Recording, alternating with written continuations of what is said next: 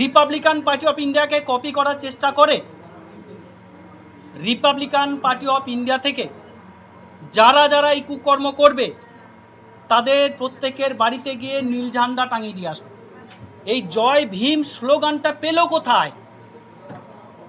এ তো এতদিন ধরে জানতাম এরা জমিচোর কাকুলি, সাইকেল চোর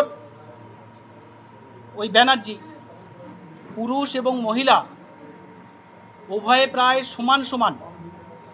যদি এখানে 200 জন লিডার যোগদান করে থাকে, তার মধ্যে থেকে 100 জন মহিলা এবং 100 জন পুরুষ, অর্থাৎ নারী পুরুষ একত্রিত হয়ে তারা সকলেই বাবা সাহেব ভীমরাও আম্বেদকরের যে নীতি আদর্শ নীল ঝান্ডা কাঁধে নিয়ে তারা রাজনৈতিকভাবে তারা বাংলার ময়দানে রাজনৈতিক লড়াই করতে প্রস্তুত।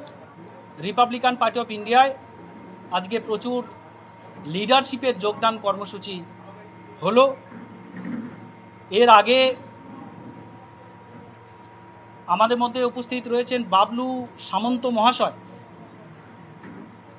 উনি যোগদান করেছিলেন ওনার যে এনজিও বন্ধু মিলন সংঘ, সেই বন্ধু মিলন সংঘের যারা কিছু নেতৃত্ব আগের দিন যোগদান করে ঘোষণা দিয়েছিলেন যে তাদের 1,22,00,000 সারা বাংলা জুড়ে তাদের সদস্য রয়েছে, তারা প্রত্যেকেই যোগদান করবে রিপাবলিকে।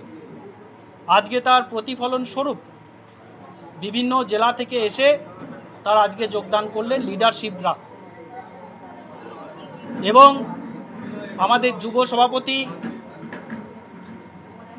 দেবাশিস বসুর নেতৃত্বেও প্রায় প্রত্যেক দিন এই রাজ্য অফিসে যোগদান কর্মসূচি লেগে থাকে।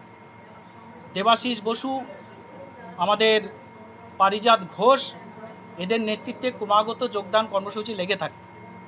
আজকে বিশেষ করে নজরে আসার মতো যোগদান, যেখানে পুরুষ এবং মহিলা উভয়ে প্রায় সমান সমান।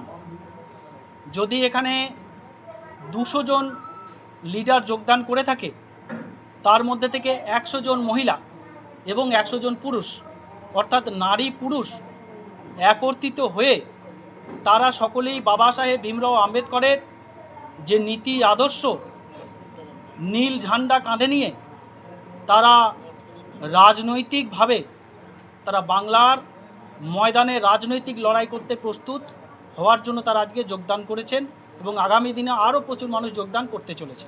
2 মাস ধরে যেভাবে আমরা যোগদান পর্ব দেখছি, মানে এইভাবে আপনি ভোটের ময়দানে স্টার্ট করাতে পারবেন? আমরা ভোটের বিষয়টাকে মাথায় যেমন রাখছি, পাশাপাশি মানুষের যে অধিকার, বাবা সাহেব ভীমরাও আম্বেদকর এই যে সংবিধানে বাবা সাহেব ভীমরাও আম্বেদকর যিনি অধিকার দিয়েছেন আমাদের কাছে, এই সংবিধানটা শুধু একটা সংবিধানের বই নয়, এর মধ্যে যেগুলো আছে শুধু একটা পাতা নয়, এই প্রত্যেকটা পাতার প্রত্যেকটা অক্ষর, প্রত্যেকটা লেখা আমাদের প্রাণ, আমাদের অধিকার। প্রত্যেকটা অক্ষর, প্রত্যেকটা পাতা আমাদের কাছে অধিকার, আমাদের শক্তি, আমাদের প্রেরণা। তা এই সংবিধানকে রক্ষা করার উদ্দেশ্যেই আমাদের রিপাবলিকান পার্টি অফ ইন্ডিয়ার এই কর্মকাণ্ড আমরা বাংলা জুড়ে চালিয়ে চলেছি। সারা ভারতবর্ষে শ্রী রামদাস আঠাউলের নেতৃত্বে চলছে, বাংলাতেও তার বিপুলভাবে সাড়া পড়েছে। আগামী দিনেও আমরা যে 3টে উপনির্বাচন রয়েছে, সেই 3টে উপনির্বাচনের মধ্যে থেকে আমরা 2টো উপনির্বাচনে আমরা ক্যান্ডিডেট দেব মোটামুটিভাবে। আমাদের এখন পর্যন্ত আমার অবজারভারের সাথে কথা বলে এবং আমার ন্যাশনাল প্রেসিডেন্ট তথা কেন্দ্রের মন্ত্রী রামদাস আঠাউলের সাথে কথা বলে এটুকু আশ্বাস পেয়েছি যে আমরা 2টো কেন্দ্রেতে আমরা উপনির্বাচনে ক্যান্ডিডেট দেব। পাশাপাশি আমরা আগামী পৌর ইলেকশনেও আমরা প্রতিদ্বন্দ্বিতা করব। যেহেতু আমরা এনডিএ অ্যালায়েন্স, বিজেপির ally party, headed by BJP NDA ally, তো সেই জন্য আমরা জেতার পরে আমরা ভারতীয় জনতা পার্টিকে সেই সমর্থন জানাবো। শিবির থেকে অনেক বিধায়ক আপনাদের দলে আসার কথা বলছিলেন, আপনাদের কেন্দ্রীয় মন্ত্রী আঠাউলে নিয়ে আসছিলেন, তখন অনেকজন বিধায়ক সাক্ষাৎ করলেন তার সাথে। দেখুন তারা কি যোগদান করবে আপনাদের দলে? দেখুন, এখন যে রাজনৈতিক পরিস্থিতিটা যেদিকে যাচ্ছে, কয়েকদিন আগে সুপ্রিম কোর্টের একটা ভার্ডিকে শিবসেনা পার্টিকে যেটা বলেছে যে দলের বিধায়ক বা এমপিরা কোন দিকে গেল সেটা বিষয় নয়, দলের সংগঠন যেদিকে থাকবে দলের প্রতীক সেই দিকে থাকবে। তো সেই জন্য এই ভার্ডিকটাও যদি তৃণমূল কংগ্রেসের ক্ষেত্রে প্রযোজ্য হয়, মমতা বন্দ্যোপাধ্যায়ের কাছে যদি এটা প্রযোজ্য হয়, তাহলে পারে যে বিধায়করা ঋতব্রত শিবিরে গেছে এই বিধায়কগুলো অফিসিয়ালি আর কেউ ঋতব্রত শিবির বলে কিছু থাকবে না, বা ঋতব্রত তৃণমূল, বা আর একটা ভাষা চলছে বাজারে ভালো তৃণমূল, যারা ভালো তাদের তৃণমূল। তো তৃণমূল মানে তো তৃণমূল, এর মধ্যে ভালো খারাপের কিছু নেই। তো এই ভালো পোশাকি নাম ভালো তৃণমূল বা ঋত তৃণমূল, কেউ কেউ বা মজা করে বালিশ তৃণমূল বলে। তো এই বালিশ তৃণমূল বা ভালো তৃণমূল তাদের কাছে কিন্তু আর একটাও বিধায়ক থাকবে না, কারণ দলের প্রতীক যদি মমতা বন্দ্যোপাধ্যায় পায় তাহলে অটোমেটিকলি এই বালিশ পক্ষ বা ভালো পক্ষ এরা ক্যান্সেল হয়ে যাবে।